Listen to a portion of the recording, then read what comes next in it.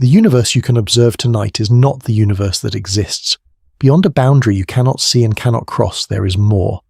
Not more of something slightly different. More of the same.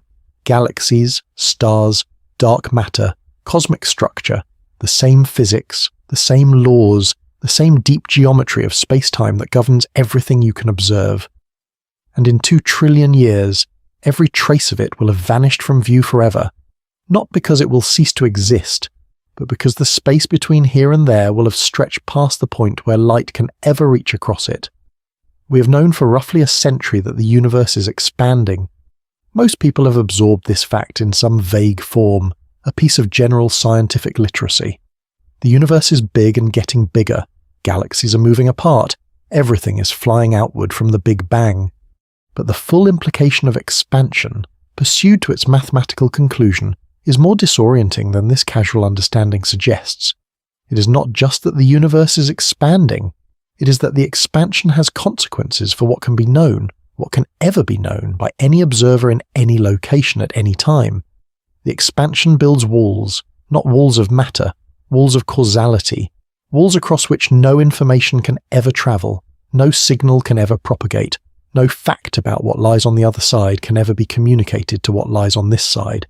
You're inside one of those walls right now, the sphere of space from which light has had time to reach you since the Big Bang is called the observable universe.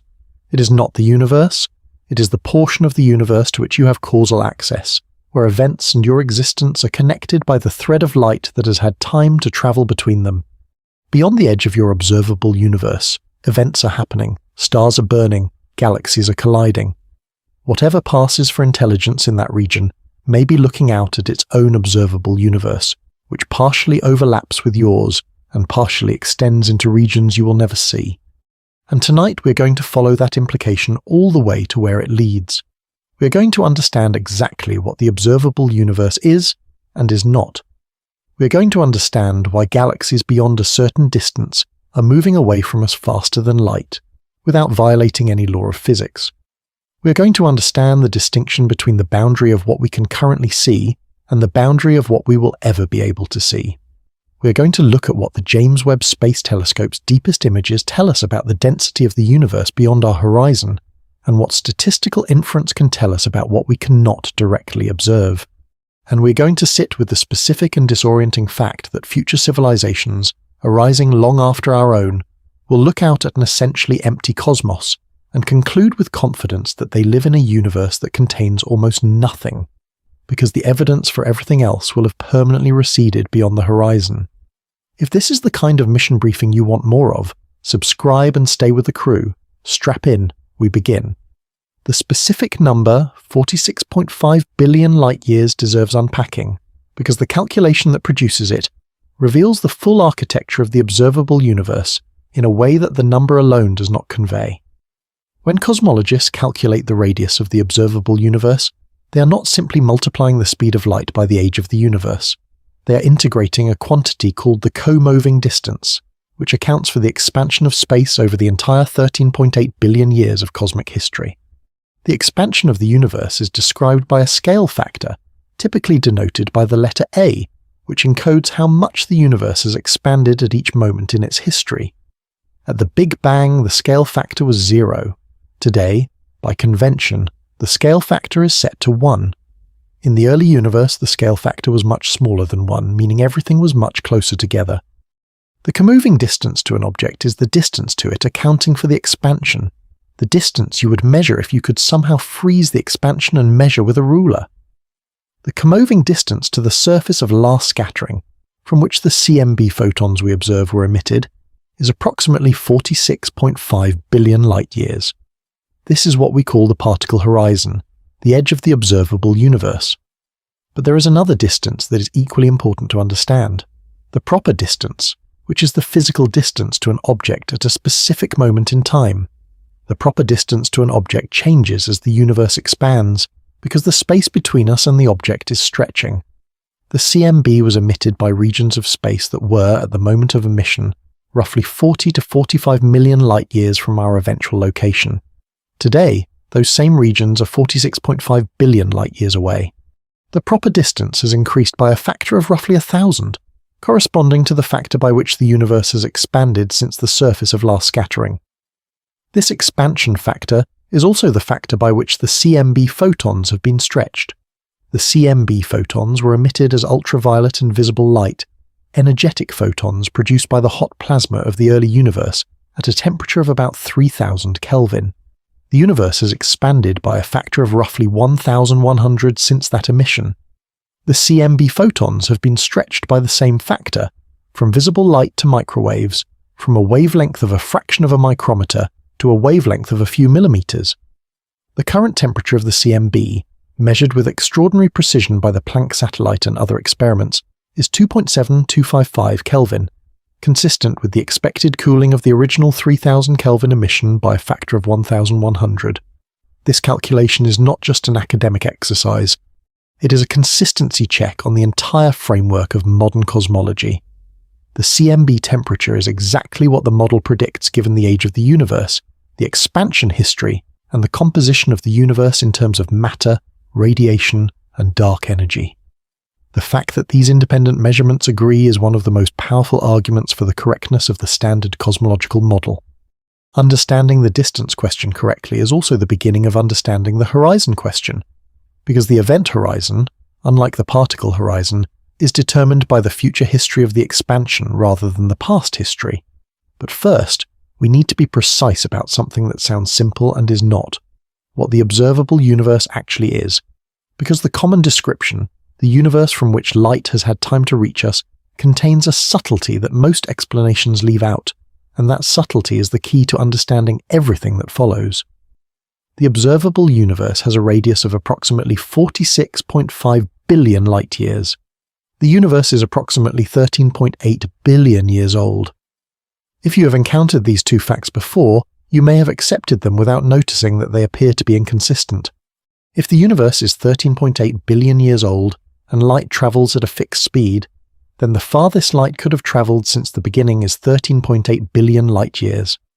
The observable universe should have a radius of 13.8 billion light-years, but it has a radius of 46.5 billion light-years.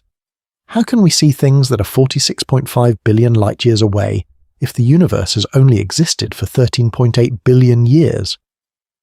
The resolution of this apparent contradiction is the expansion of space. Light does not travel through a static medium. It travels through space, and space itself is expanding. When a photon left a distant galaxy 13 billion years ago, that galaxy was not 46 billion light-years from here. It was much closer. In those 13 billion years, as the photon travelled toward us, the space behind it expanded. The galaxy that emitted the photon receded as the photon travelled. The photon still made it here. But the galaxy it came from has by now moved to a position 46 billion light-years away. This is a subtle and important distinction. The question is not, how far could light have travelled in 13.8 billion years? The answer to that question is 13.8 billion light-years, obviously. The question is, where are the objects now whose ancient light is just reaching us today? Those objects have moved during the time their light has been in transit. They are now 46.5 billion light-years away. Think of it this way. A photon leaves a galaxy when the universe is 1 billion years old. The galaxy is at that moment, say, 3 billion light-years from our location. The photon begins its journey. As it travels, the expansion of space carries everything apart. The distance between our eventual location and the galaxy continues to grow. The photon must cover more ground than the original 3 billion light-years, because the ground is moving. Eventually, 12.8 billion years later, the photon arrives. The galaxy it came from is now much farther than 3 billion light-years from us. The exact distance depends on the history of the expansion, but it could be 30 or 40 or 46 billion light-years. The observable universe is therefore not a sphere of fixed radius into which we can peer. It is the sphere that contains all objects whose ancient light has had time to reach us, regardless of where those objects are now. The radius of the observable universe in terms of current positions is much larger than the radius in terms of light travel time, because expansion has stretched the distances during the 13.8 billion years of travel. There is a specific name for the most distant object we can in principle observe. It is called the surface of last scattering, and it is not a physical surface. It is the moment when the universe cooled enough for electrons and protons to combine into neutral hydrogen atoms, roughly 380,000 years after the Big Bang. Before that moment, the universe was filled with a plasma of free electrons and protons that was opaque to light. Photons could not travel freely. They scattered immediately off the dense plasma. After that moment, the photons streamed freely through the newly transparent universe.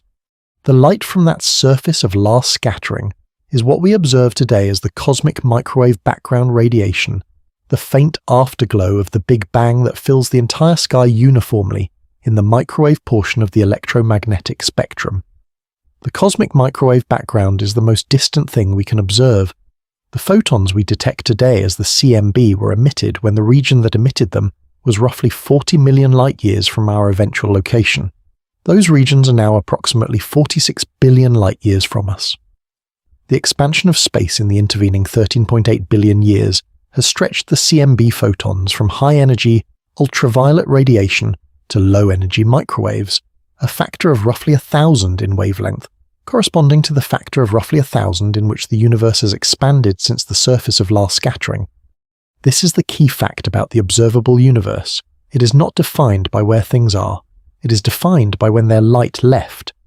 We can only see objects whose light departed at a time early enough that the light could reach us before now. We can only see events that have a causal connection to our current moment, events from which light could travel to us in the time available. And here is the specific subtlety that the casual description misses. The observable universe is a property of our position in time, not our position in space. Every observer, wherever they are in the universe, has their own observable bubble centered on their location. Two observers separated by a large distance have overlapping but not identical observable universes. An observer in the Virgo cluster, 54 million light-years from us, can see most of what we can see, plus additional regions on the far side of the Virgo cluster that are behind our observable horizon. Our observable universes are similar in size because we are separated by only 54 million light-years compared to the 46 billion light-year radius of each observable universe.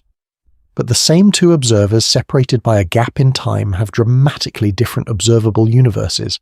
An observer existing when the universe was 1 billion years old had a much smaller observable universe than we do, because light had had much less time to travel. An observer existing when the universe is 100 billion years old will have a theoretically larger observable universe in one sense, more light travel time, but smaller in another sense, because the accelerating expansion will have moved more distant regions beyond any causal contact with them. The nature of dark energy deserves more careful examination than it typically receives, because it is the specific ingredient that converts the expansion of the universe from a neutral fact about the dynamics of space into an agent that is actively reducing what any observer can ever know. Dark energy was discovered through its effect on the expansion history of the universe. In the early universe, the dominant energy component was radiation, the photons and other relativistic particles produced in the Big Bang. Radiation's gravity decelerates the expansion, but radiation also dilutes very rapidly as the universe expands, its energy density falling as the fourth power of the scale factor. Matter, both ordinary and dark, dilutes more slowly, as the cube of the scale factor, and it eventually came to dominate the energy density of the universe after a few 100,000 years. During the matter-dominated era, the expansion of the universe was decelerating. Gravity was winning. The universe was expanding, but more and more slowly. If this had continued, the universe would have eventually reached a maximum size, possibly collapsed back in a big crunch, or settled into a very slowly expanding phase depending on the geometry and total energy density. But matter also dilutes. As the universe expanded and matter spread out, the density of matter decreased. And at some point, roughly 5 billion years ago, the density of ordinary and dark matter had diluted to the point where a new component began to dominate, the vacuum energy, or dark energy. Dark energy has a remarkable property. Its density does not dilute as the universe expands.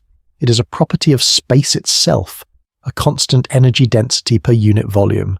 So as the universe expands and the total volume of space increases, the total amount of dark energy increases proportionally. This means that as the universe expands, dark energy becomes an ever larger fraction of the total energy content. Today it is 68%. In the far future, it will approach 100%. Dark energy's gravitational effect is repulsive. This is not a violation of anything. General relativity allows energy with negative pressure to have a gravitational effect that accelerates expansion rather than decelerating it. The mathematical structure of Einstein's field equations contains a term that was added and removed and reinstated called the cosmological constant, and dark energy is well described by the cosmological constant with a specific value that matches the observed acceleration. The acceleration means that the recession velocity of any given galaxy, as measured by us, is increasing.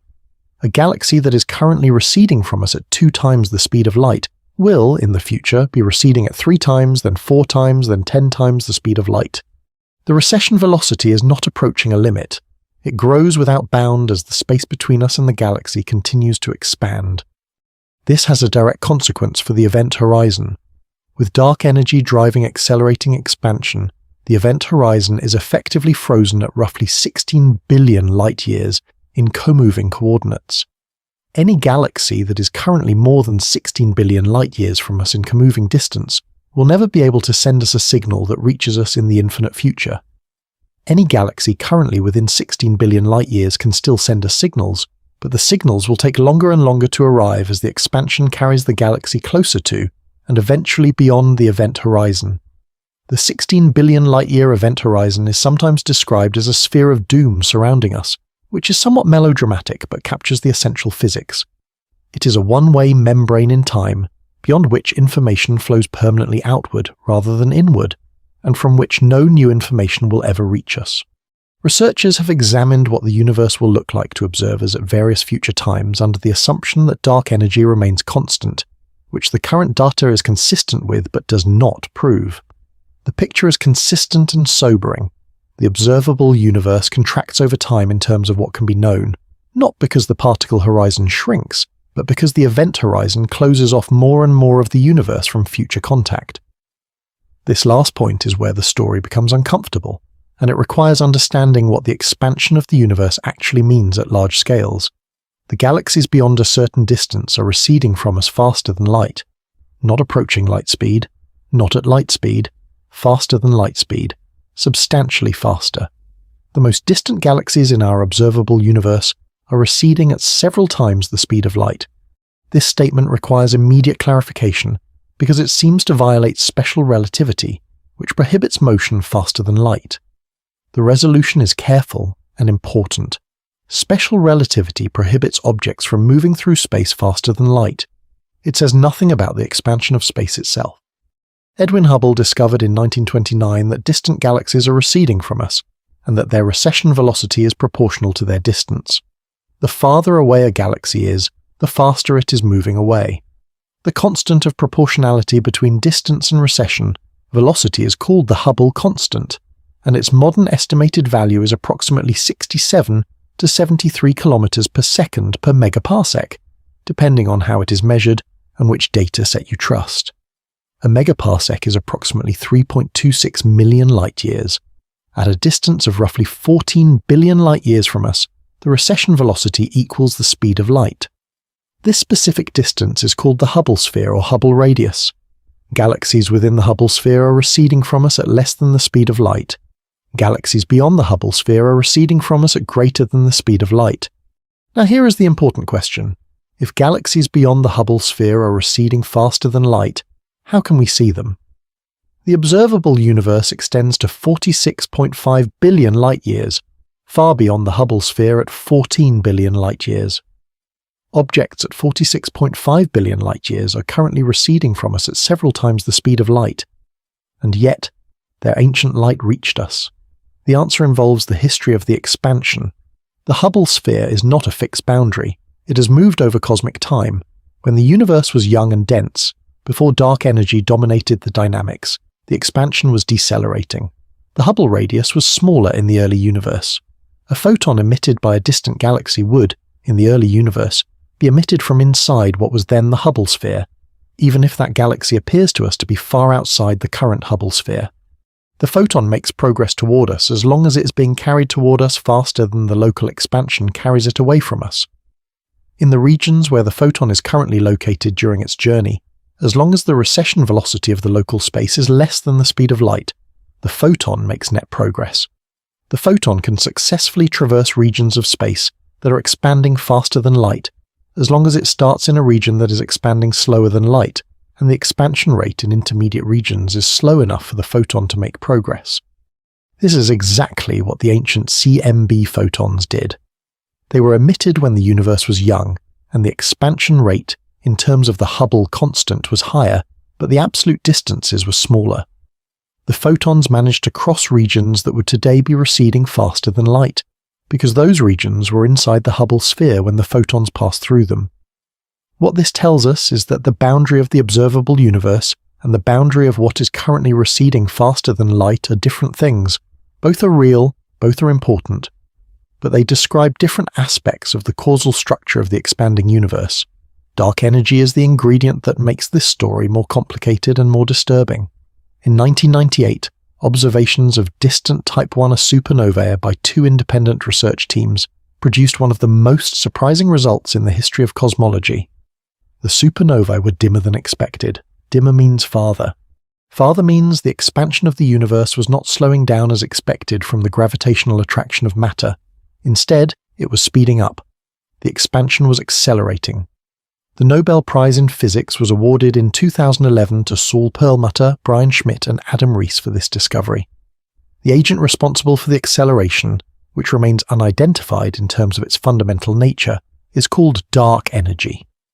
It appears to behave like a property of space itself, a constant energy density that remains fixed even as space expands, rather than diluting like matter or radiation.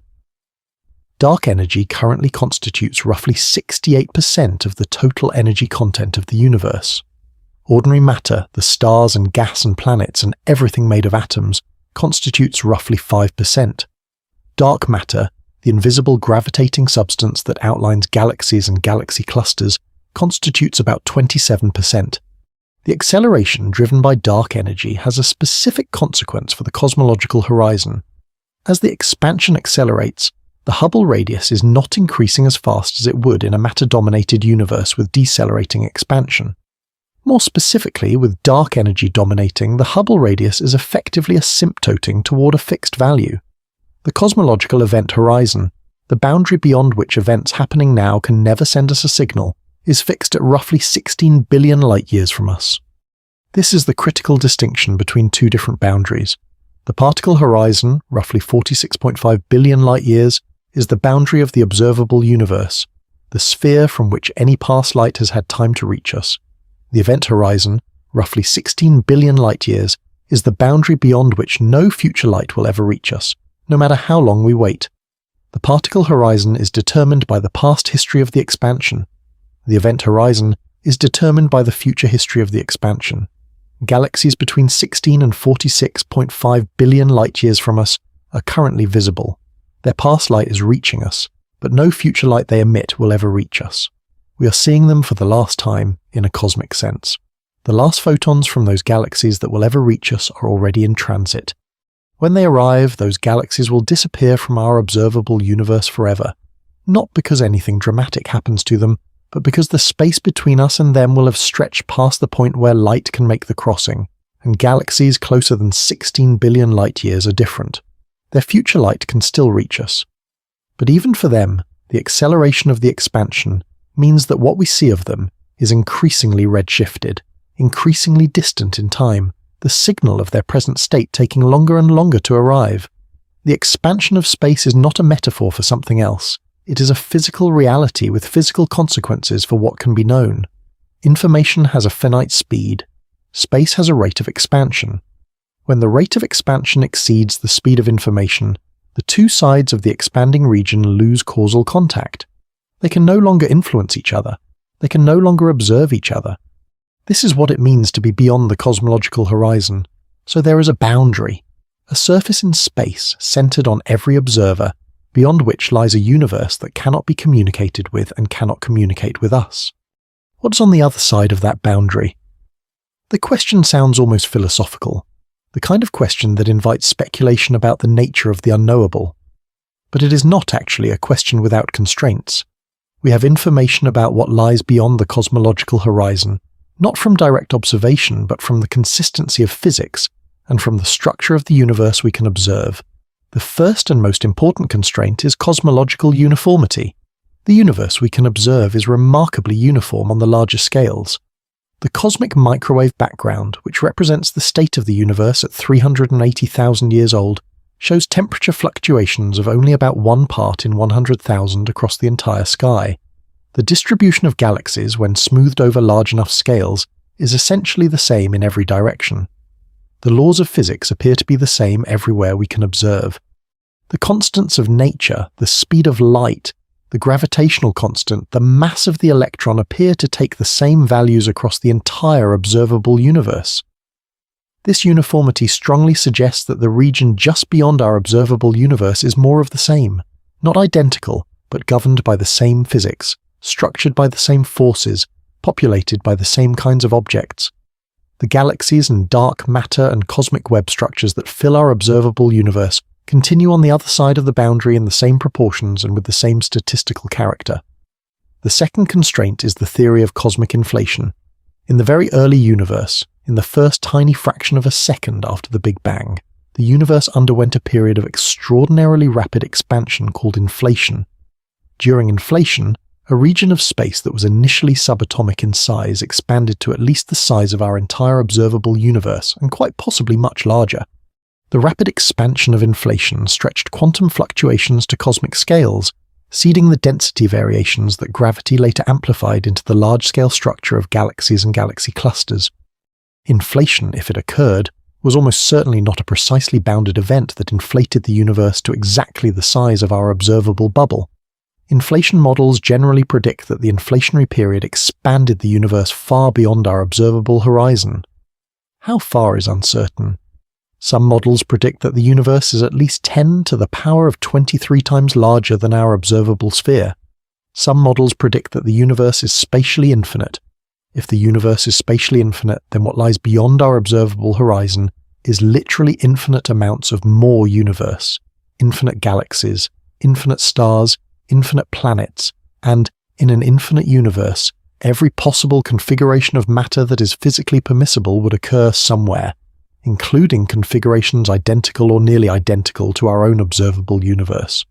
This last implication, the idea that in an infinite universe there exist exact duplicates of every person and every place and every moment of history, is one of the more conceptually disturbing consequences of inflationary cosmology.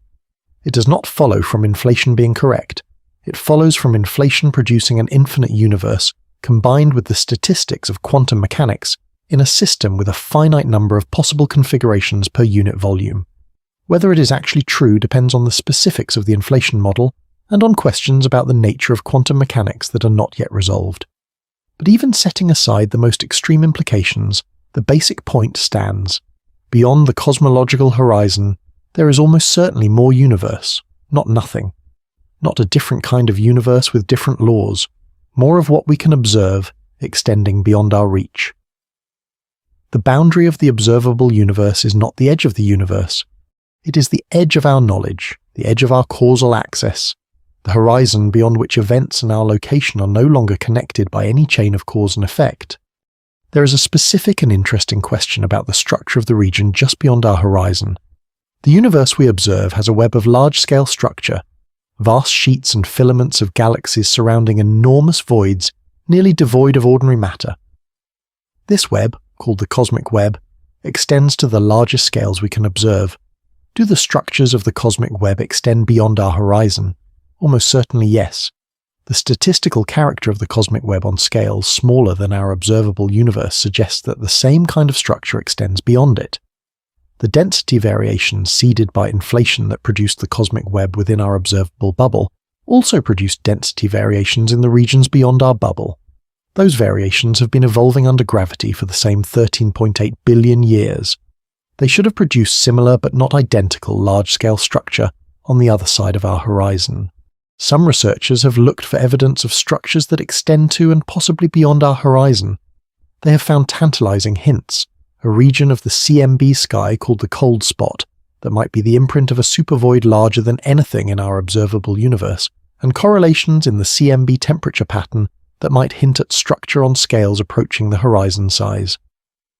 But these hints are statistical and contested, and no feature has been clearly identified that unambiguously points to structure beyond our observable bubble.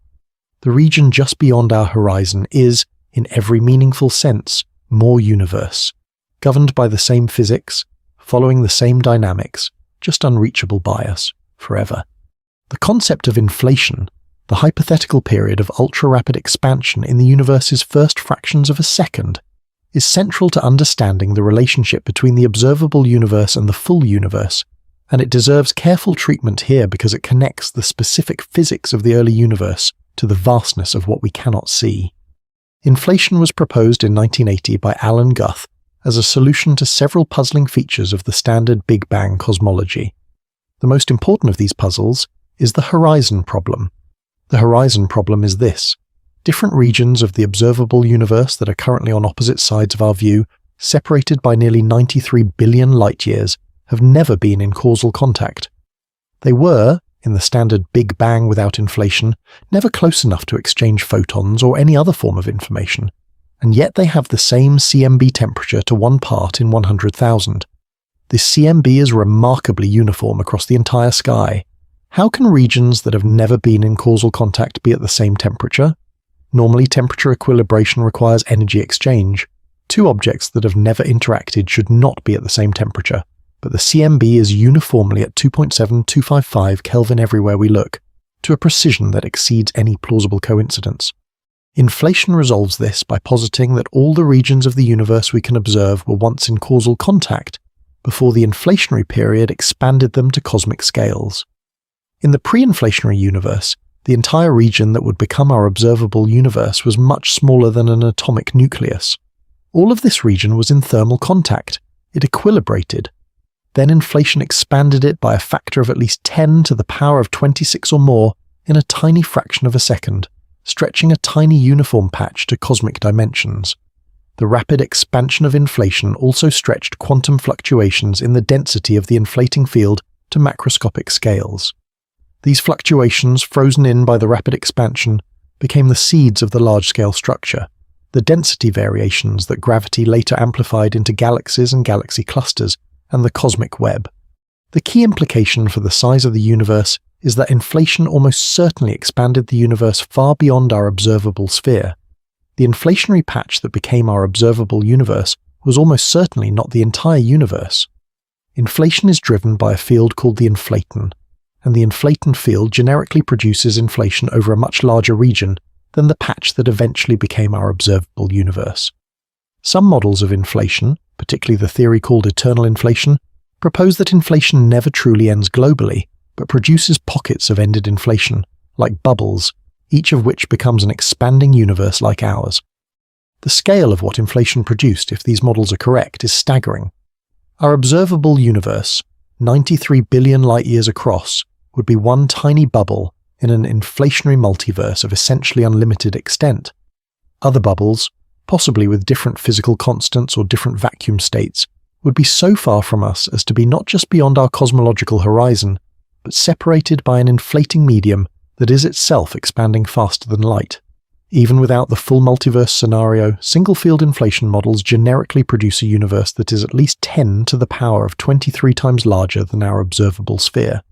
This means the volume of the full universe is at least 10 to the power of 69 times larger than the observable volume.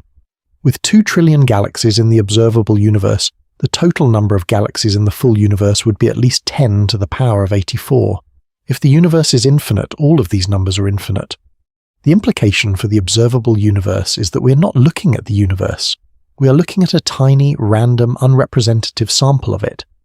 Our observable bubble is not special. It contains no features that would not be expected to occur many times in the full universe. We happen to be in it. Every other bubble of the same size contains observers who are in their own unrepresentative sample, which they may also be tempted to call the universe. The full universe, if inflation is correct, is not just larger than the observable universe. It is larger in a category-breaking sense that defies useful description. And how much of it is there? The specific observation program of the James Webb Space Telescope, and what it has revealed about the density and structure of the early universe, deserves more detailed treatment, because the JWST results have been surprising in ways that connect directly to the question of what lies beyond our horizon. JWST was launched on December 25, 2021, and began science operations in June 2022. Its primary mirror is 6.5 meters in diameter, compared to Hubble's 2.4 meters, making it roughly 7 times the light-collecting area of Hubble. More importantly, for observing the most distant universe, JWST is optimized for the near-infrared and mid-infrared, wavelengths from 0.6 to 28 micrometers. This wavelength range is where the light from the most distant galaxies arrives, their ultraviolet and visible emission having been redshifted to infrared by the expansion of the universe. The first JWST deep field image was released in July 2022. It showed galaxy cluster SMACS 0723, not just the cluster itself, but the background galaxies seen through and around it.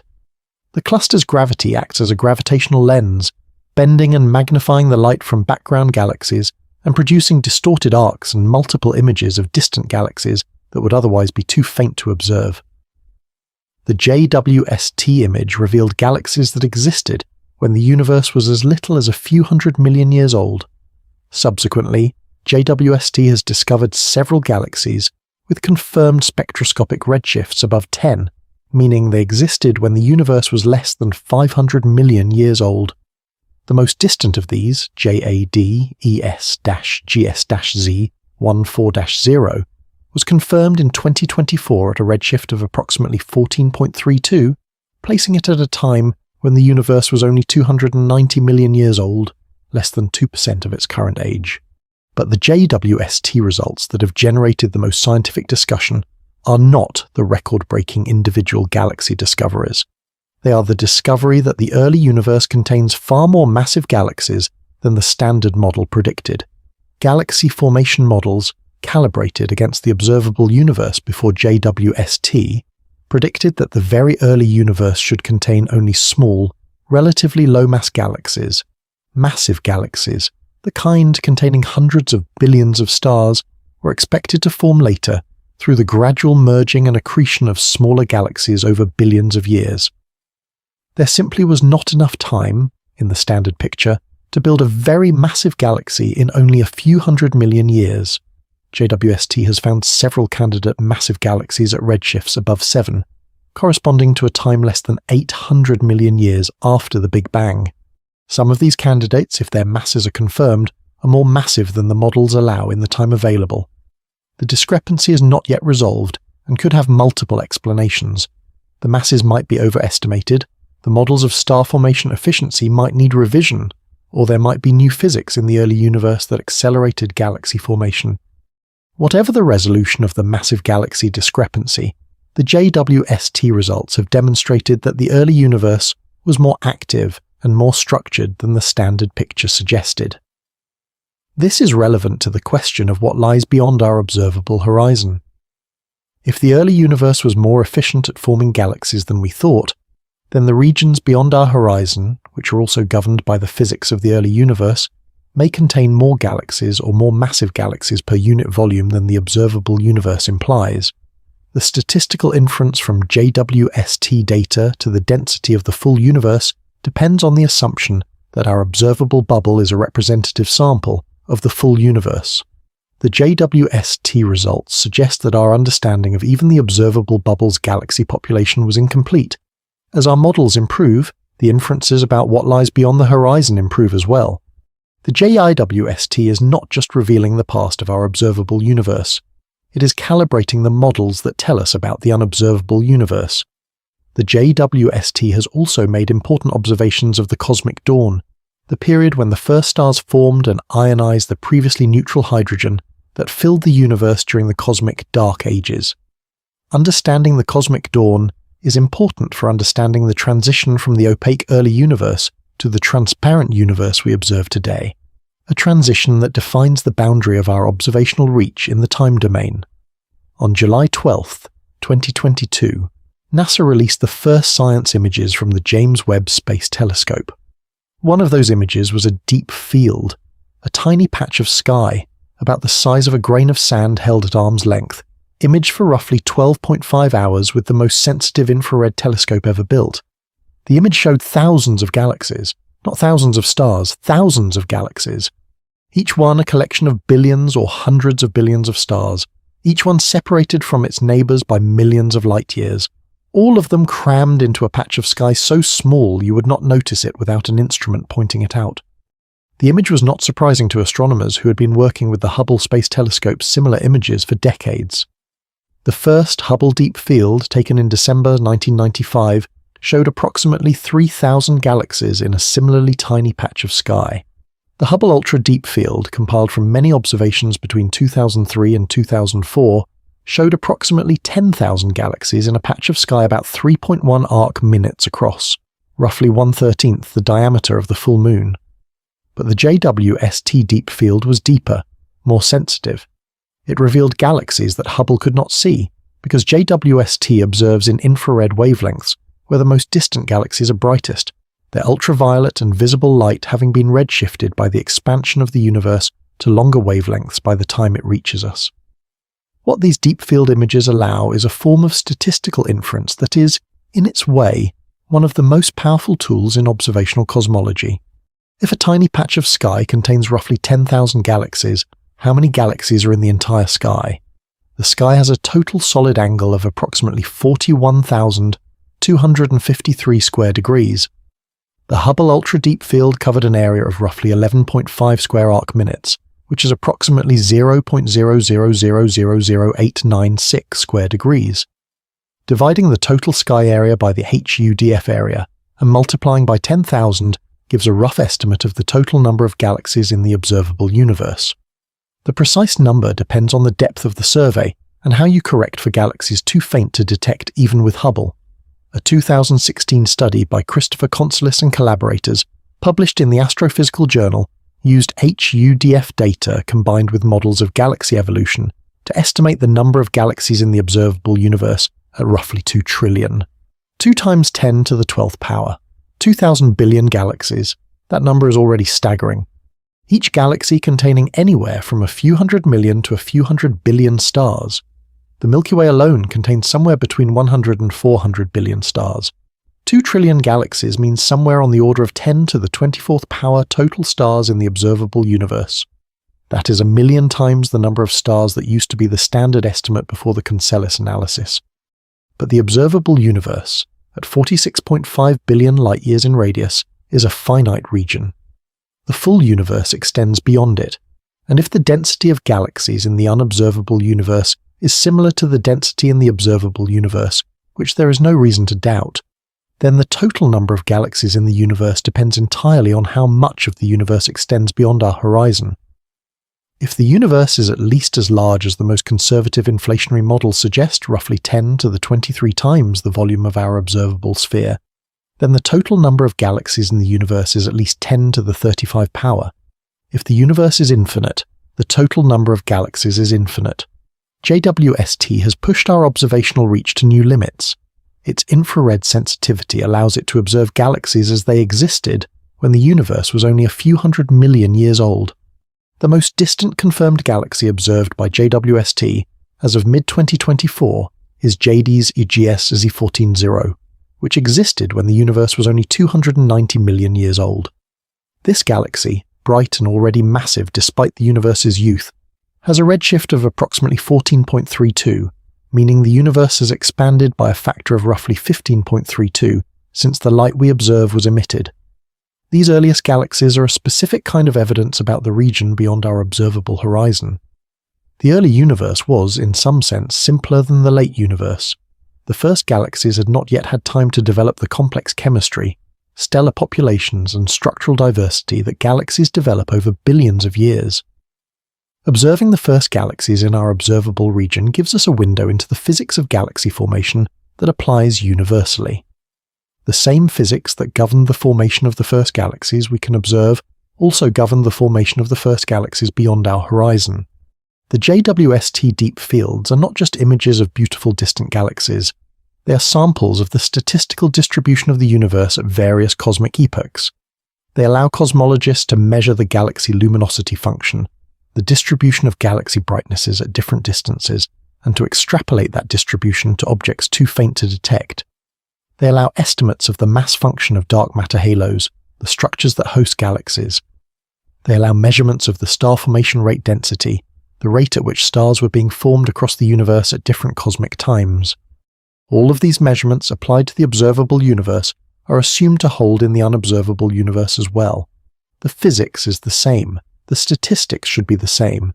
The unobservable universe should contain the same distribution of galaxy sizes, the same distribution of star formation rates, the same distribution of dark matter structures as the observable universe, just more of them. In the unobservable portions that are beyond our forever horizon, all of this structure exists and evolves and ages and produces whatever outcomes those dynamics produce. We just cannot see it. There is one more implication of the deep field images that connects to the darkening future.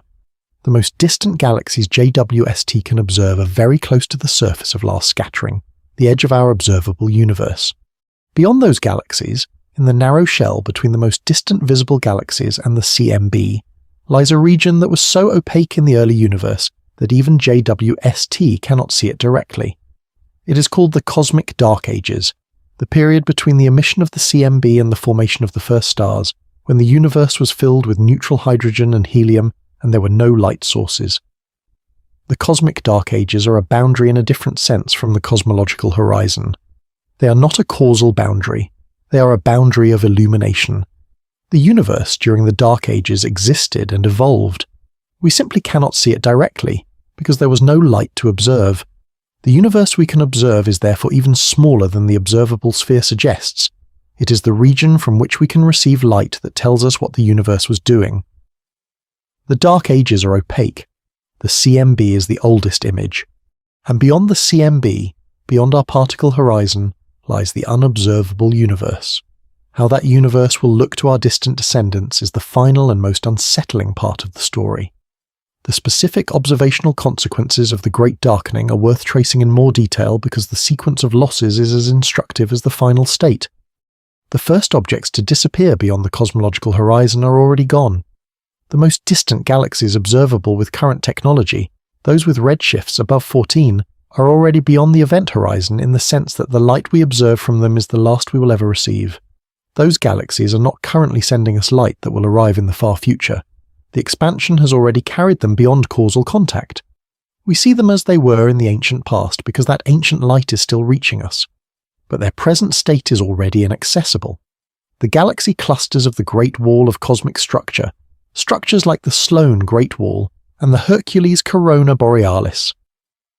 Great Wall at distances of billions of light years are already near or at the event horizon. The photons they are emitting today will never reach us. We see them as they were billions of years ago. Over the next few billion years, as the dark energy acceleration continues, progressively closer galaxies will cross the event horizon. The Virgo cluster, the nearest large concentration of galaxies at 54 million light-years, will cross the event horizon within a few 100 billion years. Before it crosses, the galaxies of the Virgo cluster will become progressively more redshifted in our telescopes. Their light, which currently appears at optical and near-infrared wavelengths, will be redshifted to radio wavelengths, then to lower and lower frequency radio waves, then to wavelengths so long that no conceivable antenna could detect them. The crossing of the event horizon is not a sharp cutoff, it is a fade. The signal from a galaxy approaching the event horizon becomes exponentially dimmer and more redshifted as the galaxy approaches the horizon asymptotically. In the limiting case, the galaxy's signal approaches zero intensity and infinite redshift simultaneously. The last photon from the galaxy that reaches us will arrive at essentially zero energy, having been stretched to essentially infinite wavelength by the expansion.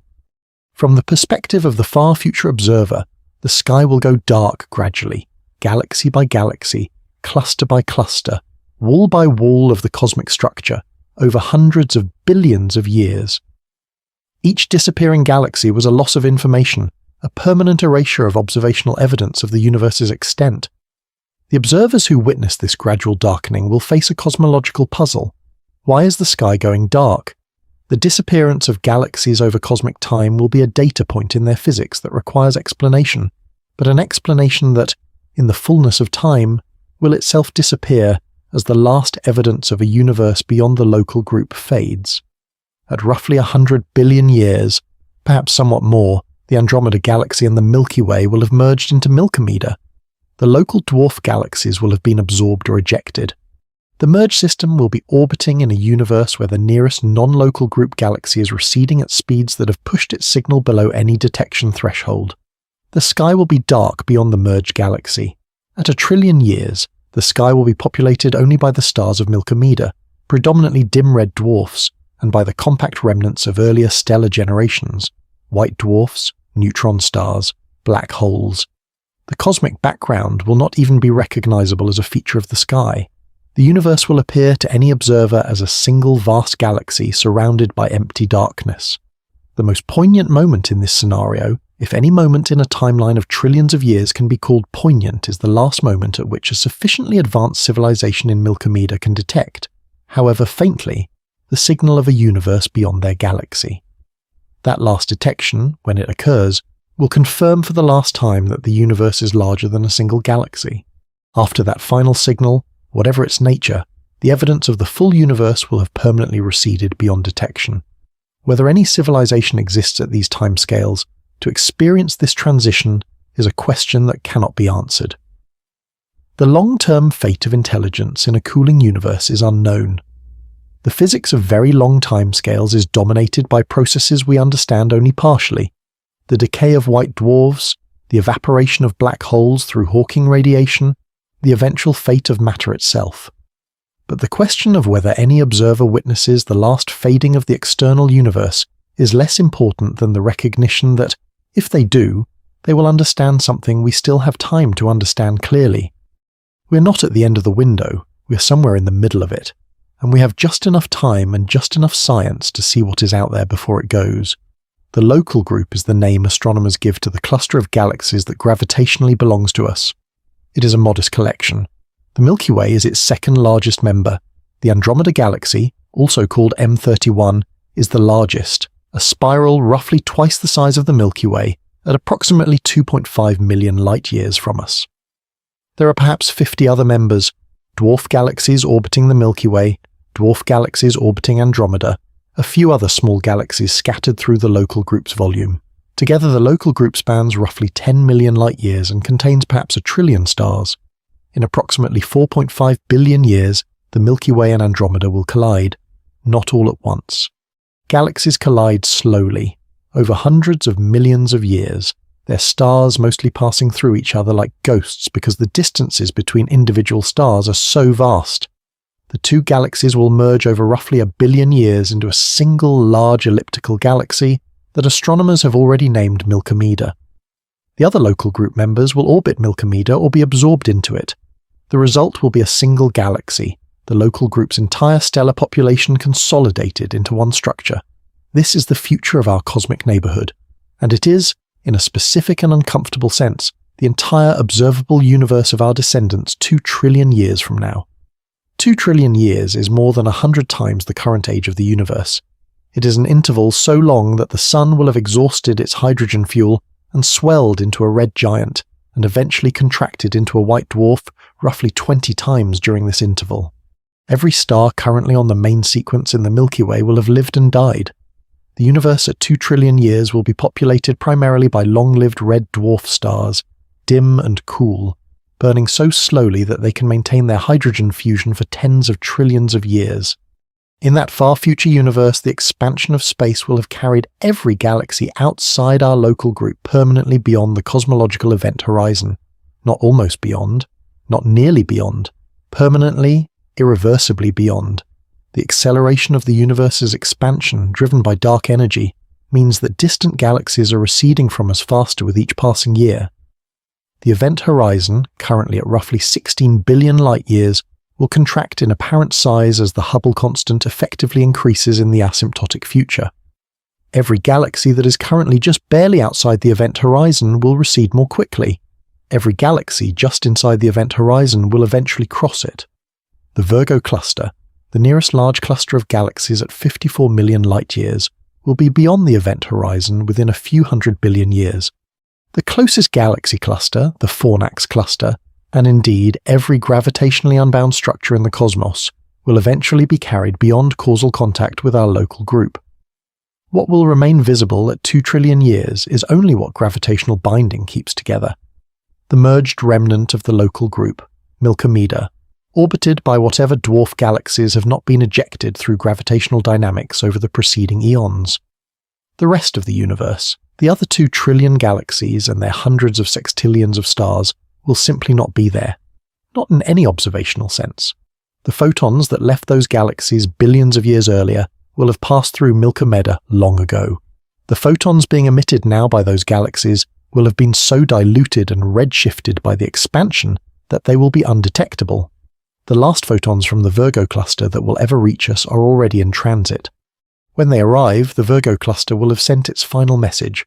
The cosmic microwave background will still exist in the universe at 2 trillion years, but it will have been redshifted by the expansion to wavelengths so long that it will be entirely undetectable. Currently at microwave frequencies, the CMB corresponds to a background temperature of 2.725 Kelvin. At 2 trillion years, the universe will have expanded by a factor that pushes the CMB temperature to a fraction of a nanokelvin, effectively indistinguishable from the quantum noise floor of any conceivable measuring instrument. No CMB, no external galaxies, no evidence of the large-scale structure of the cosmic web, no measurement of an expanding universe, because the only visible objects will be gravitationally bound and not participating in the expansion. What conclusions would a physicist in Milkomeda at 2 trillion years draw about the universe? They would observe a single large galaxy, alone in the dark. They would find no evidence of a Big Bang, because the CMB that carries that evidence would be invisible. They would find no evidence that other galaxies exist, because all other galaxies would be beyond the horizon. They would have no way to measure the Hubble constant, because there would be no receding galaxies to measure velocities for. They would have no way to detect dark energy, because dark energy's effect is observable only through the recession of distant galaxies.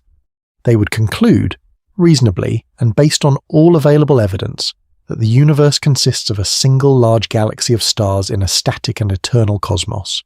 Their physics would be correct, their data would be accurate, their inference would be catastrophically wrong, not because they are bad scientists, because the evidence for the full structure of the universe, evidence that is available to us now, in this specific window of cosmic time, will have been permanently erased by the expansion of space.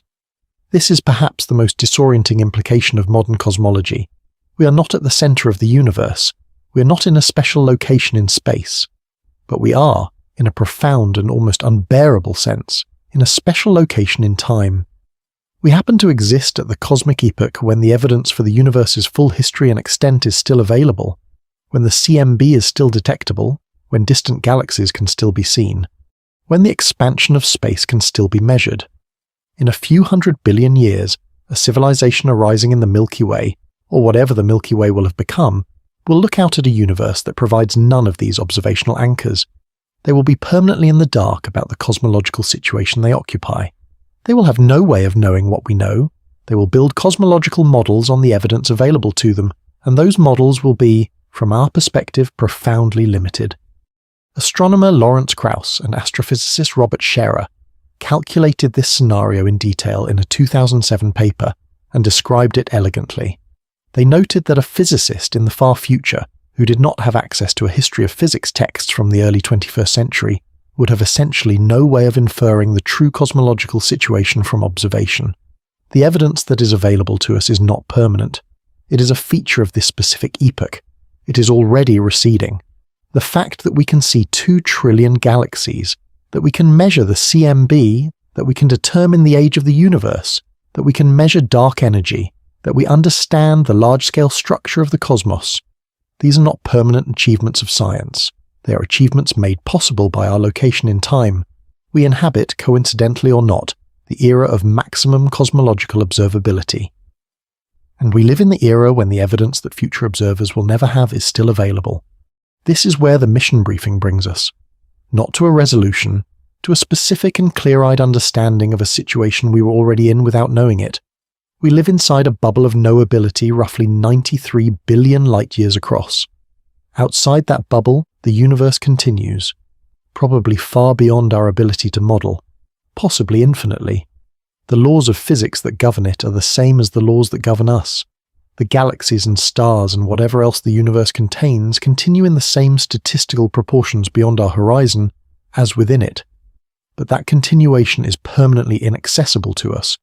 Not contingently inaccessible, waiting for better technology or faster travel, permanently, causally, inaccessible. The boundary is not made of anything. You could not detect it if you travelled to it. From inside the observable universe, the horizon is not a wall you can see. It is simply the farthest point from which any light has had time to reach you. Step 1, light year beyond it, and you have access to one more light year's worth of universe's history in that direction, but you have also moved, and the horizon in every other direction has adjusted accordingly. The observable universe is not a fixed thing. It is a property of you, specifically at this moment in time. Every observer has their own, every observer's is different, and every observer's is shifting, because time is passing, because the universe is expanding, because the physics of causality is writing and rewriting the boundary of what can be known continuously. Within our observable bubble, we have learned an extraordinary amount. We have traced the history of the universe from 380,000 years after the Big Bang to the present day, 13.8 billion years later, in remarkable detail. We have mapped the distribution of 2 trillion galaxies across the observable sphere. We have measured the expansion rate of the universe and discovered that the expansion is accelerating. We have detected the faint thermal afterglow of the universe's hot early phase and used it to constrain the geometry and composition of the cosmos to remarkable precision. We have found that the ordinary matter we are made of constitutes only 5% of the total energy of the universe, and that the other 95% consists of dark matter and dark energy, whose fundamental nature remains unknown. We have done this with light. The entire edifice of observational cosmology is built on electromagnetic radiation, light in its various forms, arriving at our instruments from various distances, and therefore from various moments in the past. We are reading the universe's history in the photons it has sent us across cosmic time. We are archaeologists of causality, sifting through the evidence that the history of the universe has deposited within our causal reach. And this is what that evidence shows. A universe vast beyond imagination, most of which is permanently beyond our reach. A universe whose full extent may be infinite, whose observable fraction is therefore infinitely small. A universe that is accelerating its expansion, pulling more of itself beyond the horizon with every passing year. A universe whose past is visible in the ancient light of the CMB and in the ancient light of the most distant galaxies JWST can detect, and whose future is a slow and permanent darkening of the observational sky. The 2 trillion year timescale is important not because anything dramatic happens then. The transition is gradual. Galaxies drift beyond the horizon one by one over billions of years, each one sending its last detectable photons before the expansion carries it beyond contact. The CMB fades incrementally, year by year and eon by eon, as the universe expands and the wavelength of the CMB photons stretches to invisibility. The darkening is not sudden. It is the slow accumulation of an infinite series of final farewells. What the 2 trillion year timescale emphasizes is that we are not at the beginning of this process. We are in the middle of it. The most distant galaxies in our observable universe, the ones beyond the event horizon, are already sending us their last photons. Those photons are in transit, and when they arrive, those galaxies will be cosmologically silent forever. Not in 2 trillion years. Now. In our lifetime. The last light from those galaxies that will ever reach us is already on its way. We live in the golden age of cosmological observation, not because we have the best instruments, though we do, not because we have the most advanced physics, though we do, because this is the era in which the full observable history of the cosmos is still available to whoever looks. The CMB is still detectable, the distant galaxies are still visible, the expansion of the universe is still measurable. The evidence for the Big Bang is still present in the sky. The structure of the cosmic web is still observable across the entire sphere of our causal axis. In a few 100 billion years, none of this will be true. The evidence will have receded beyond the horizon. The record of the universe's history will still exist in the universe, scattered across trillions of light-years of space that no observer in the local group can access.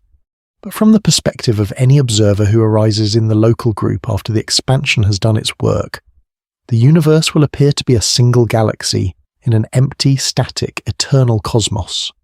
They will not be wrong about the evidence available to them.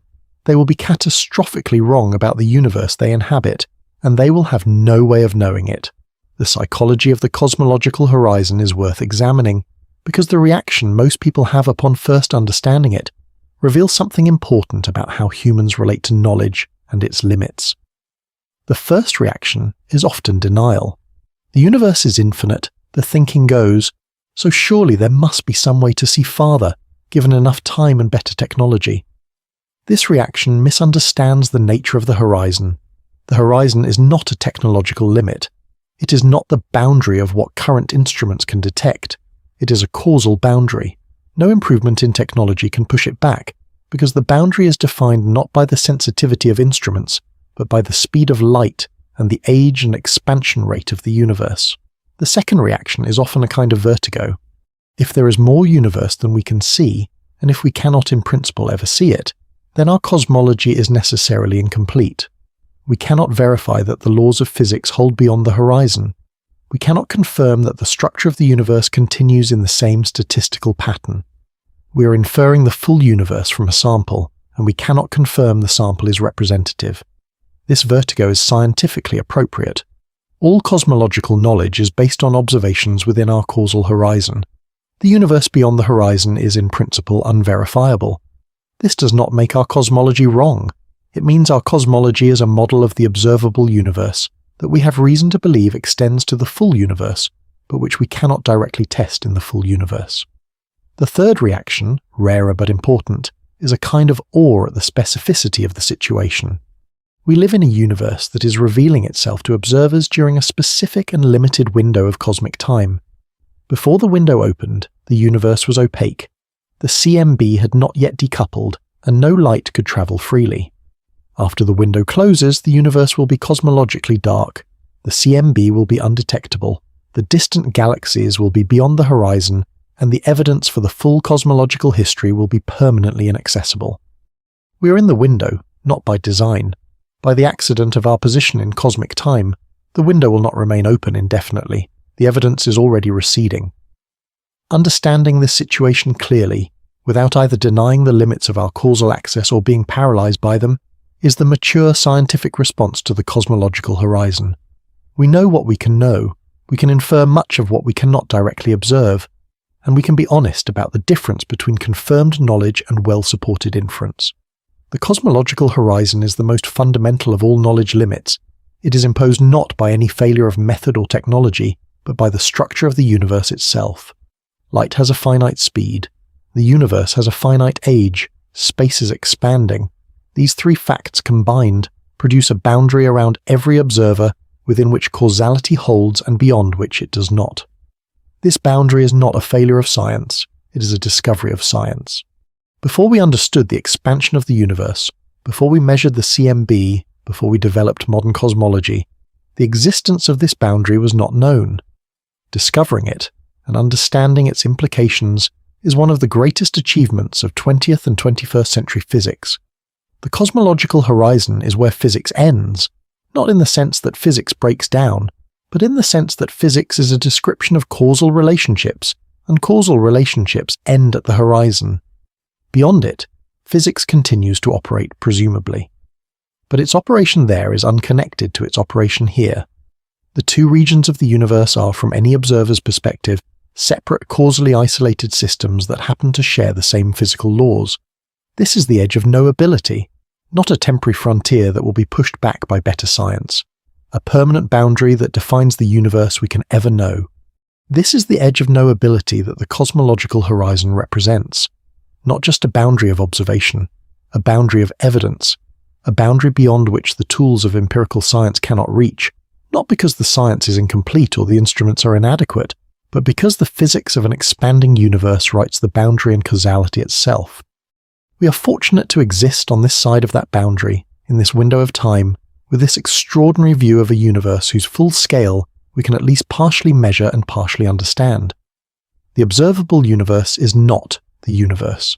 It is our window onto it, our particular and time-specific view from where we stand in space and when we stand in time. Look at the sky on a clear night. Every star you see is inside the Milky Way, our galaxy, one of 2 trillion in our observable universe alone. The universe you're looking at is not the universe that exists. It is the part of it that causality has allowed to reach you.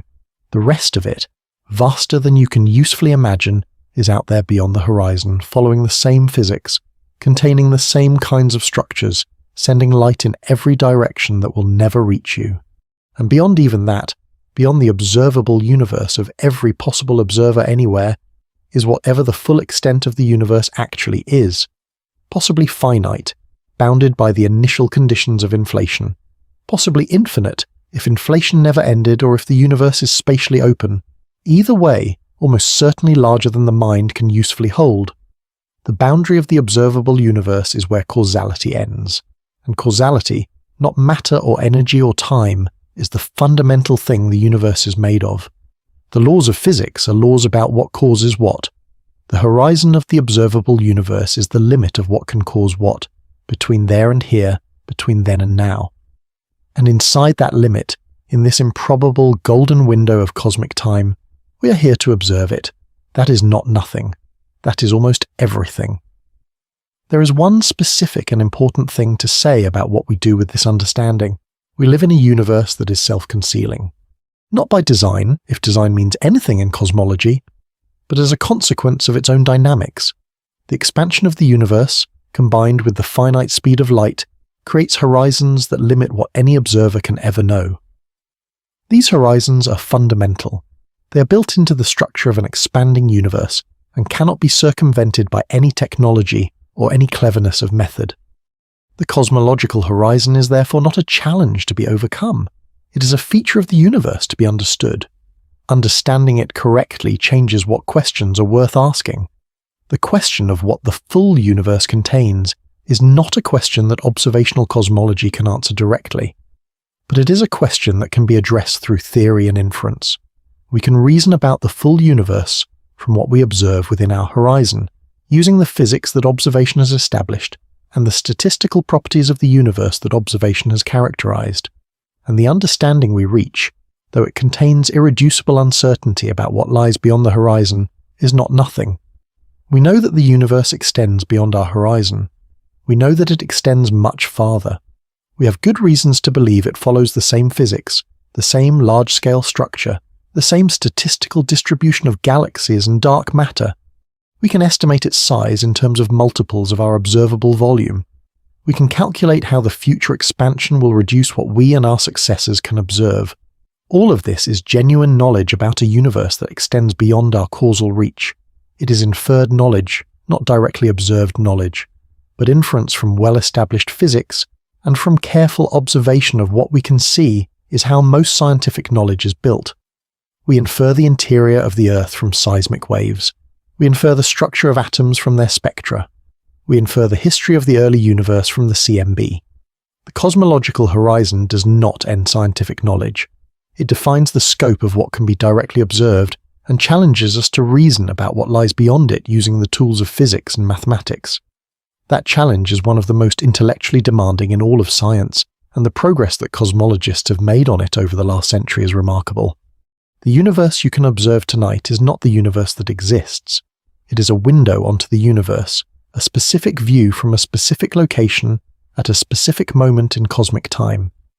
The window is large enough to see 2 trillion galaxies. It is small enough that what lies outside it will always, in principle, remain beyond direct observation. What you do with that view, what questions you ask of it, what you infer from it about the full universe, is the business of cosmology. And there has never been a better time to ask those questions than the current moment, when our instruments are most capable, when our theories are most refined, and when the evidence we can gather is still fully available. In 2 trillion years, that window will have narrowed to a single galaxy in an empty sky. The observers then will not know what we know. They will not have what we have. We have it now. The history of the observable universe's discovery is itself a story worth telling, because the concept of the observable universe was not always understood in the form we understand it today. In 1917, when Einstein published his general theory of relativity, the dominant view of the universe was that it consisted of the Milky Way and nothing beyond it. The Andromeda Nebula, visible to the naked eye and known since ancient times, was thought by most astronomers to be a cloud of gas within the Milky Way, not a separate galaxy of comparable size. The scale of the cosmos was grossly underestimated. Harlow Shapley's 1918 measurement of the Milky Way's size using globular clusters as distance markers showed that the Milky Way was much larger than previously thought, roughly 100,000 light-years in diameter, with the Sun located far from the centre. This was already a dramatic expansion of the known universe, but it still left open the question of whether anything existed beyond the Milky Way. The debate was settled in the 1920s by Edwin Hubble, using the 100-inch Hooker telescope at Mount Wilson Observatory. Hubble identified Cepheid variable stars in the Andromeda Nebula, using their known relationship between brightness and pulsation period to measure the distance. He found that Andromeda was roughly 1 million light-years away, far outside any reasonable estimate of the Milky Way's size. The universe contained other galaxies. Andromeda was one of them. Then, in 1929, Hubble published the analysis that would change cosmology permanently. Using measurements of the recession velocities of galaxies and his distance estimates, he showed that distant galaxies are receding from us, and that their recession velocity is proportional to their distance. This is Hubble's law, the first direct evidence for the expansion of the universe. The implications of Hubble's discovery were initially not fully grasped. If galaxies are moving apart, then in the past they were closer together. Extrapolating backward, there must have been a moment when all the matter we can observe was compressed into an unimaginably small volume. The Russian physicist Alexander Friedmann had already calculated in 1922 that an expanding universe was a solution to Einstein's field equations, a solution that Einstein initially resisted but later accepted as correct. The Belgian priest and physicist Georges Lemaitre independently reached similar conclusions and proposed the idea of a primeval atom from which the universe expanded. The term Big Bang was coined by Fred Hoyle in 1949 as a disparaging description of what he considered a flawed theory, in contrast to his preferred steady-state model. History proved Hoyle wrong, and the Big Bang model right when the cosmic microwave background was discovered in 1965 by Arno Penzias and Robert Wilson, who detected it accidentally while calibrating a radio antenna at Bell Laboratories. But the concept of the observable universe, in its precise modern form, developed gradually over the following decades as cosmologists worked out the details of how an expanding universe with specific matter and energy contents would evolve over time. The precise radius of 46.5 billion light-years requires knowing not just the age of the universe and the speed of light, but the entire expansion history, including the periods dominated by radiation, matter, and dark energy. Today, the observable universe is one of the best characterized objects in all of science. We know its age to 4 significant figures: 13.787 billion years, with an uncertainty of roughly 20 million years, from the Planck satellite's measurements of the CMB. We know its composition to similar precision: 68.3% dark energy, 26.8% dark matter, 4.9% ordinary matter. We know its geometry to be flat, meaning the angles of a triangle sum to exactly 180 degrees on cosmic scales, to within the measurement uncertainty. We know its large-scale structure from galaxy surveys that have mapped hundreds of millions of galaxies in 3 dimensions. This precision is the product of decades of incremental improvement in observational capability and theoretical understanding. It is a triumph of the scientific method applied to the largest possible scales, and it is all within the boundary of the observable universe, all within the sphere that causality has allowed us to access.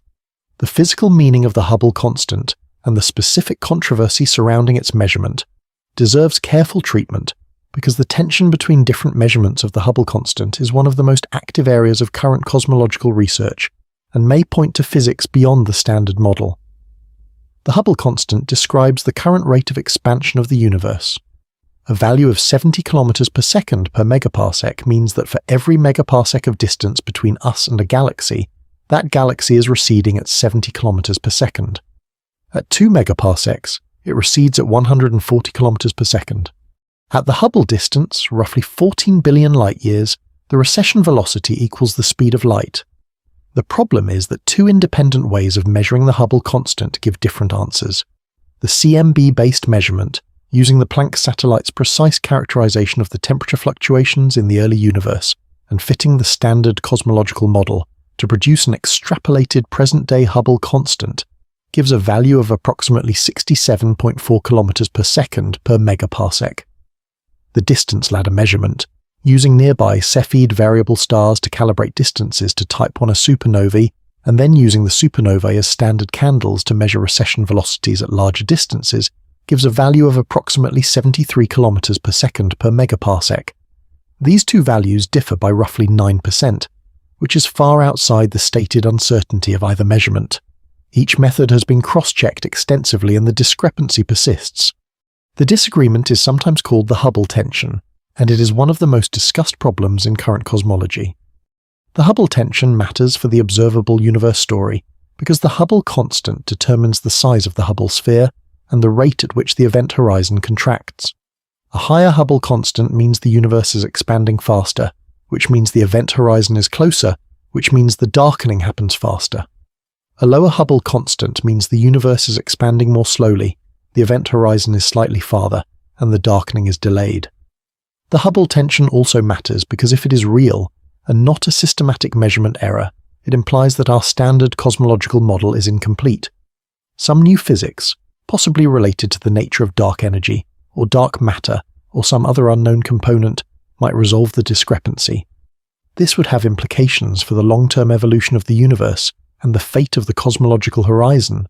Several proposals have been made for resolving the Hubble tension.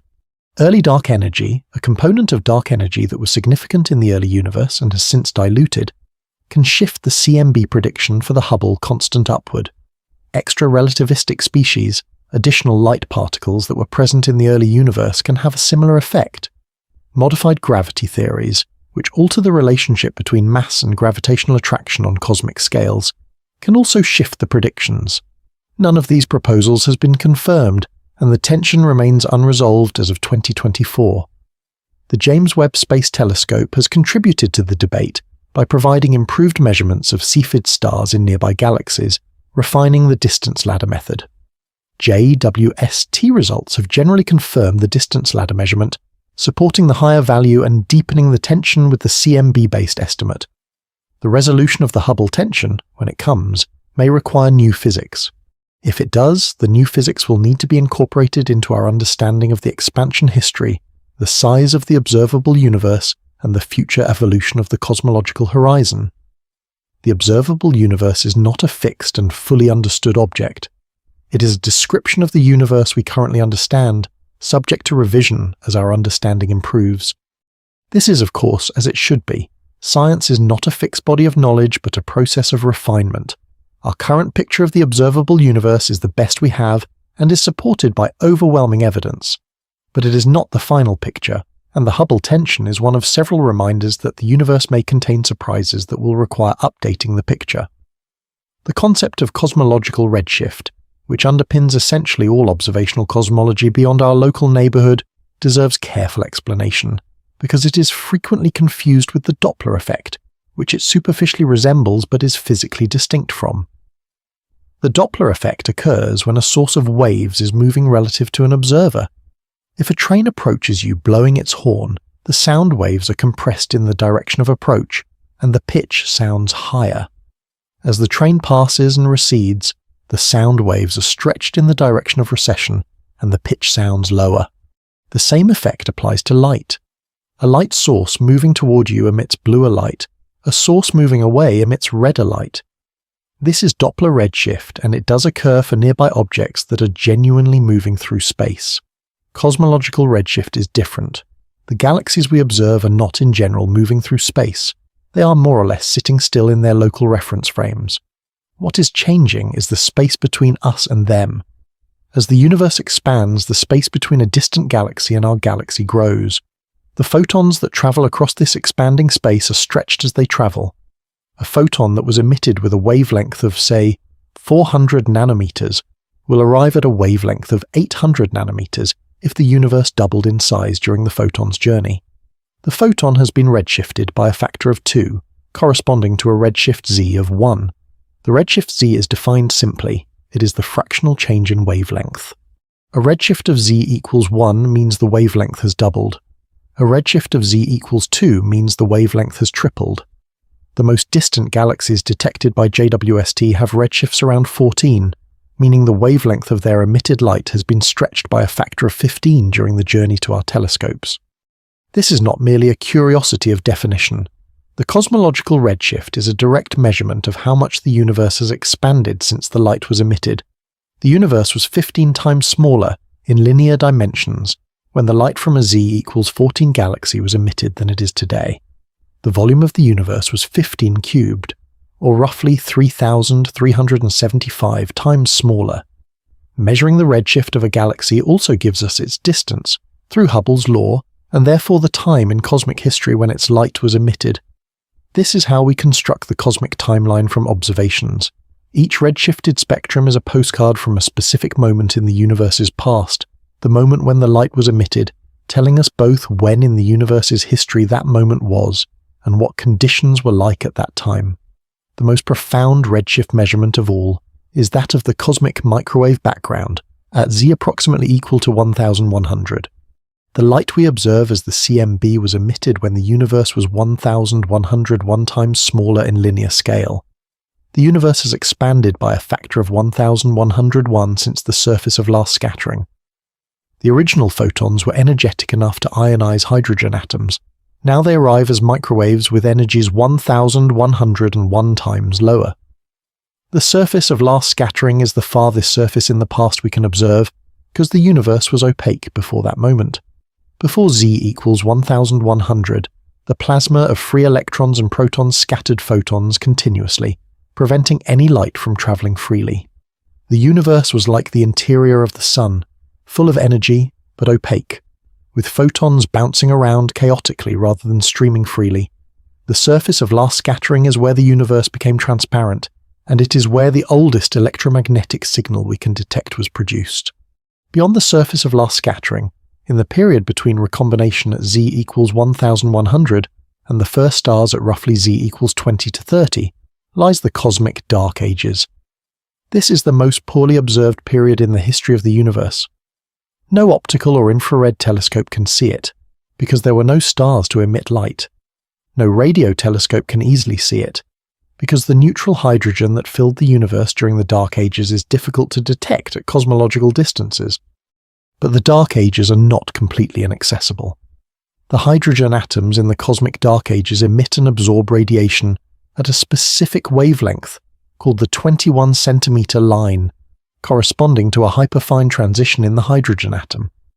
Observing this emission from the cosmic Dark Ages requires radio telescopes sensitive to very long wavelengths and capable of separating the cosmic signal from the intense radio emissions of our own galaxy.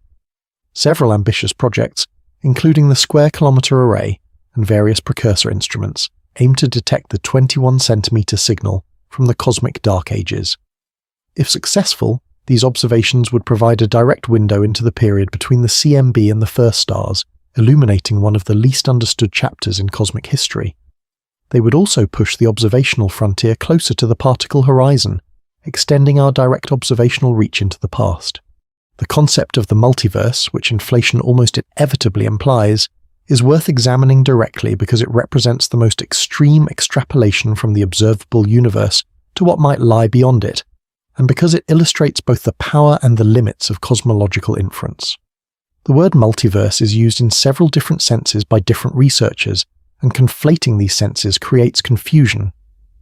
The most conservative and most scientifically grounded version is what physicists sometimes call the level 1 multiverse, the straightforward extrapolation of our observable universe beyond our cosmological horizon. In the level 1 multiverse, the universe beyond our horizon is simply more of what we observe. The same physical laws, the same constants, the same types of matter and energy, the same statistical distribution of galaxies and cosmic structure. This is the multiverse that inflationary cosmology most directly implies, and it is the version that is least speculative. If inflation occurred and produced a universe much larger than our observable sphere, and if the laws of physics apply universally, then the level 1 multiverse is simply the full universe. This version of the multiverse has a striking implication. In a sufficiently large universe, any configuration of matter that is physically possible will occur, not once but many times. The arrangement of matter in our observable universe, described to arbitrary precision, is one of a finite number of possible configurations for a region of this size and density. In a universe much larger than our observable sphere, there are other regions with the same configuration. There are, in principle, exact duplicates of our entire observable universe, with every atom in the same place, every quantum state identical. There are also near duplicates that differ in one atom, one quantum state, one subatomic particle. The number of Hubble volumes, observable universe-sized regions, required before the nearest near duplicate appears is estimated to be 10 to the power of 10 to the power of 118. This is not 10 to the power of 10 to the power of 118 light-years. It is 10 to the power of 10 to the power of 118 Hubble volumes, each 93 billion light-years across. The number is so large that no number in ordinary mathematical notation can capture how large it is. Even expressing it as 10 to the power of something requires a power that is itself incomprehensibly large. Whether this implication of the Level 1 multiverse is philosophically meaningful is a matter of considerable debate. The near-duplicate universes are beyond any possible causal contact with us. No information about them can reach us. No observation we can make can confirm their existence, or distinguish between the universe with duplicates and a finite universe that ends just beyond our horizon. Some philosophers of science argue that a hypothesis that cannot be tested even in principle is not a scientific hypothesis. Others argue that the question of whether the universe is finite or infinite, and whether near duplicates exist, is a meaningful scientific question even if it cannot currently be answered. What is clear is that the Level 1 multiverse follows necessarily from the assumptions that the universe is spatially infinite or much larger than the observable sphere, and that the laws of physics apply uniformly throughout. Neither assumption can be confirmed observationally, but both are consistent with everything we observe, and the former is suggested by inflation. The Level 1 multiverse, whatever one's philosophical views on its implications, represents the minimum extrapolation beyond our observable universe. Even the most conservative cosmological picture, one that takes inflation at face value and applies the known laws of physics uniformly, produces a universe vastly larger than what we can observe. The observable universe is a tiny sampling of the full reality. This is perhaps the most disorienting implication of modern cosmology, not just that there is more universe than we can see, but that there might be so much more that even the concept of more loses its intuitive grip. The universe might not just be larger than the observable universe, it might be so vastly incomprehensibly larger that the ratio of observable to full is effectively zero, and we will never know. Not because the question is unanswerable in principle, but because the answer lies beyond the causal boundary that the physics of expansion has drawn around us. The specific role of dark matter in the observable universe deserves attention here because it is woven through the story of large-scale structure in a way that is easy to underappreciate. We cannot see dark matter. It does not emit light. It does not absorb light. It interacts with ordinary matter only through gravity, and yet it constitutes roughly 27% of the total energy content of the universe, more than 5 times the amount of ordinary matter. Dark matter was first inferred from the rotation curves of galaxies. Stars in a galaxy orbit the galactic center, much as planets orbit the Sun. The orbital speed of a star should decrease with distance from the galactic center, just as the orbital speed of a planet decreases with its distance from the Sun, because the gravitational force from the central mass decreases with distance. But observations of galaxy rotation curves, beginning with Vera Rubin and Kent Ford's work in the 1970s, showed that stars in the outer parts of galaxies orbit at the same speed as stars in the inner parts, or even faster. The rotation curve is flat rather than declining. This flat rotation curve implies that the mass providing the gravitational force is not concentrated in the center, but is distributed throughout the galaxy in a halo extending far beyond the visible stellar disk. The matter in this halo does not emit detectable radiation. It is dark. It is the dark matter halo that gives galaxies their observed rotation profiles. Dark matter plays an equally important role in the large-scale structure of the universe. The density fluctuations seeded by inflation in the early universe were small in the ordinary matter component. The ratio of overdense to underdense regions was only 1 part in 100,000 in the ordinary matter density. Gravity has been amplifying these fluctuations for 13.8 billion years, but the amplification would not have been sufficient to produce the structures we observe today if only ordinary matter were present. Dark matter amplified the fluctuations faster and more efficiently. Because dark matter does not interact electromagnetically, it did not couple to the radiation that dominated the early universe. while ordinary matter was held back by radiation pressure in the early universe, unable to fall into gravitational potential wells because the pressure of photons counteracted gravity, dark matter was free to clump. It formed the first overdense regions, halos of dark matter that grew by gravitational attraction. When the universe recombined and the CMB photons were released, ordinary matter could finally fall into the pre-existing dark matter halos. Galaxies formed in the cores of dark matter halos. Galaxy clusters formed where multiple halos merged. The cosmic web of filaments and voids that we observe today reflects the distribution of dark matter halos across the universe.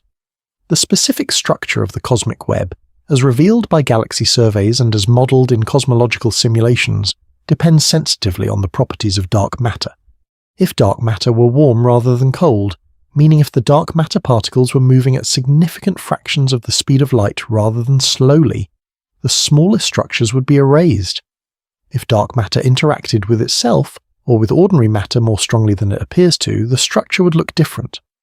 The agreement between the observed cosmic web and simulations assuming cold, collisionless dark matter is one of the strongest pieces of evidence for the standard cosmological model. Dark matter is almost certainly present beyond our cosmological horizon in the same proportion as within it. The large-scale structure of the unobservable universe, the filaments and voids and galaxy clusters, is shaped by dark matter in the same way as within our observable sphere. Understanding dark matter better, determining its particle nature and interaction properties, is therefore essential for understanding not just the observable universe, but the full universe beyond the horizon. And dark matter's nature remains one of the deepest unsolved problems in physics. Decades of laboratory searches for dark matter particles have not produced a confirmed detection.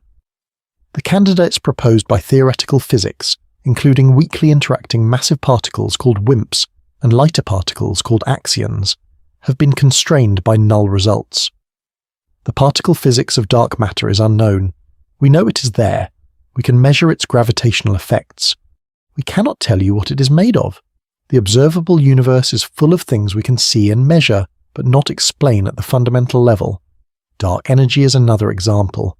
We can measure its density and its effect on the expansion, but we cannot explain why it has the specific value it has from first principles. The cosmological constant, the mathematical term in Einstein's equations that corresponds to dark energy, has a value that is 120 orders of magnitude smaller than naive quantum field theory predictions. Why this specific small value? The answer is not known. Some invoke anthropic selection among a landscape of possible universes, each with a different value of the cosmological constant. Others hope for a deeper theoretical understanding that explains the value from first principles. These open questions, dark matter and dark energy and the cosmological constant, are features of the universe that we observe within our cosmological horizon. They presumably characterize the full universe as well. Answering them within the observable universe is the project of current physics. The answers, when they come, will illuminate not just the observable universe, but the full reality that lies beyond the horizon. The specific implication that future observers will be cosmologically ignorant is worth examining more carefully, because it raises a question about epistemology that goes beyond cosmology. How do we know when our scientific picture of the universe is incomplete in ways we cannot detect? The future observers in Milkomeda, studying their universe at 2 trillion years, will have a cosmological model. They will have physics. They will apply their physics to their observations and build the best model they can with the evidence available. And their best model will be profoundly wrong about the structure of the cosmos. But here is the uncomfortable follow-up question. Is our current situation meaningfully different from theirs? We have access to the CMB. We can see the large-scale structure. We can measure the expansion. All of this is true. But there may be aspects of the full universe that are invisible to us for reasons we do not know about, for causal reasons or physical reasons that our current framework does not capture. The future observers are ignorant of the other galaxies because the expansion has pushed them beyond the horizon. We might be ignorant of some aspect of the full universe for reasons equally systematic and equally invisible to us from within our observable bubble. The cosmological horizon is not the only possible limit on what can be known. It is the one we have identified and quantified. But the history of science is a history of discovered limits that were previously unknown. We did not know until the 20th century that quantum mechanics set fundamental limits on the simultaneous precision of position and momentum measurements. We did not know until general relativity that the speed of light set a fundamental limit on the propagation of information. The cosmological horizon is another such discovered limit, this one arising from the combination of the finite speed of light and the expanding universe. There may be limits we have not yet discovered. This is not pessimism about science. It is a realistic assessment of where discovery tends to happen, at the boundaries of existing frameworks, in the anomalies that existing theories cannot explain, in the places where the data and the model diverge. The future observers will not know that they are missing the evidence for 2 trillion other galaxies. We may not know what evidence we're missing. The CMB tells us about the universe 380,000 years after the Big Bang. Before that, during the inflationary epoch, the universe was effectively opaque to electromagnetic radiation. We cannot observe it directly. We infer what happened from the imprint the inflation left on the CMB fluctuations. Those inferences are supported by the data, but they are indirect. The cosmic dark ages, the period between the CMB and the first stars, are similarly poorly observed. The 21 centimeter signal of cosmic hydrogen is the primary window into this period, and it has not yet been detected at cosmological distances. Our knowledge of the dark ages is almost entirely theoretical and indirect. These observational limits within our own particle horizon are smaller versions of the same fundamental epistemological challenge that the cosmological horizon represents. We are always working from samples. We are always inferring beyond what we directly observe. The question is always how representative our sample is and how reliable our inferences are. Cosmology has been remarkably successful at answering these questions within the observable universe.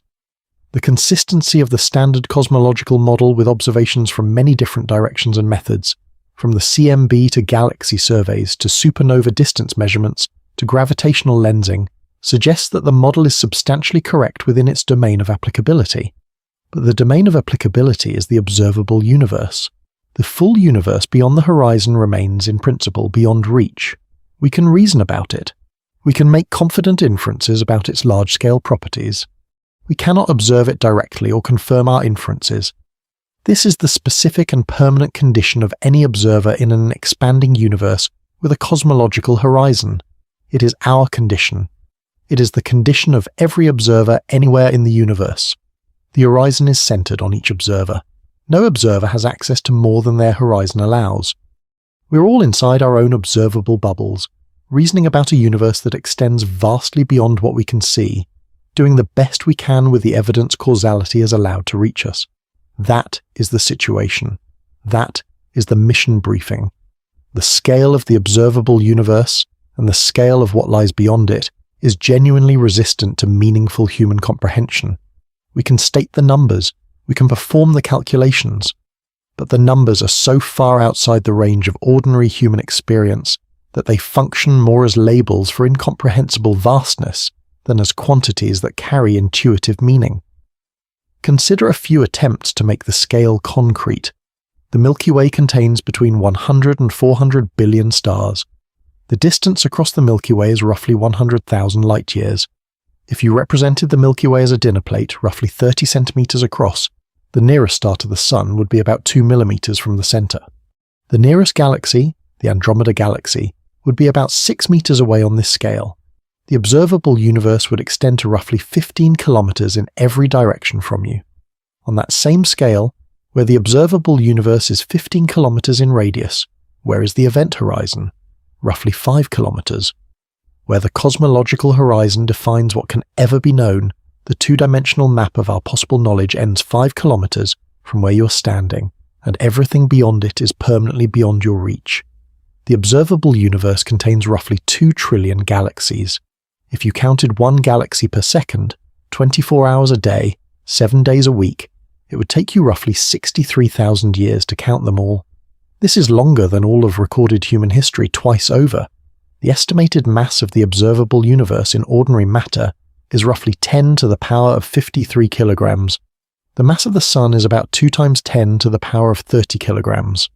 The observable universe contains roughly 5 times 10 to the power of 22 solar masses in ordinary matter, and about 6 times more in dark matter. Numbers like these lose meaning quickly. What retains meaning is the relationship between these numbers and the question of knowability. The observable universe contains all of this: 2 trillion galaxies, 10 to the power of 24 stars, an unimaginable number of planets, more atoms than any number in common use can describe. And all of this is the tiny accessible portion. The full universe contains, depending on its actual size, many orders of magnitude more. And we are here, in the middle of all of it, in this specific moment of cosmic time when the evidence of the full scale is still barely accessible. The CMB, the ancient light of the universe's infancy, is still detectable. The distant galaxies are still visible. The expansion of the universe is still measurable from the recession velocities of objects that will, in the cosmological future, be beyond any contact. We are the observers who happen to exist during the window. We did not choose this. The universe placed us here, in this epoch, with these instruments, with this physics. And the specific content of this moment is the knowledge we have managed to extract from the evidence the universe has provided. The observable universe is not the universe. It is the universe's way of introducing itself to observers in this epoch. Beyond the introduction, beyond the 46.5 billion light-year radius of our causal axis, the full universe continues, following the same laws, carrying on the same dynamics, containing the same kinds of structures.